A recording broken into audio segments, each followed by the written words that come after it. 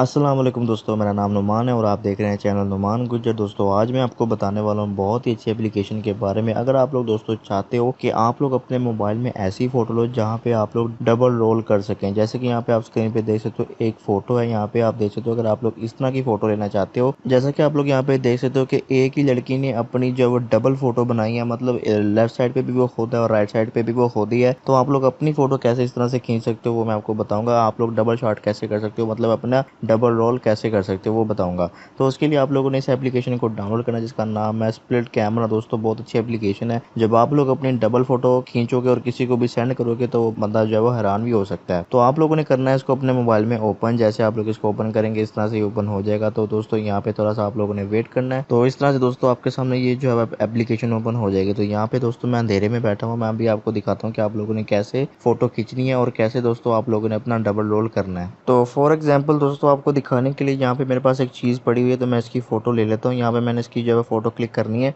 तो यहाँ से मैं इसकी जो है इस साइड पे क्लिक करूँगा, फ़ोटो लेफ़्ट साइड पे रख के। तो मैंने इसको लेफ़्ट साइड पे रखा, उसके बाद मैंने इसकी फ़ोटो जो है एक क्लिक कर ली। अभी यहाँ पे थोड़ा सा आप लोगों ने वेट करना है। यहाँ पे देखिए फ़ोटो जो है क्लिक होगी। अब आप लोगों ने इसको इसी चीज़ को राइट साइड पे लाना है और इस तरह से आप लोगों ने एक और फ़ोटो ले लेनी है। तो यहाँ से मैं एक और फ़ोटो ले लेता हूँ।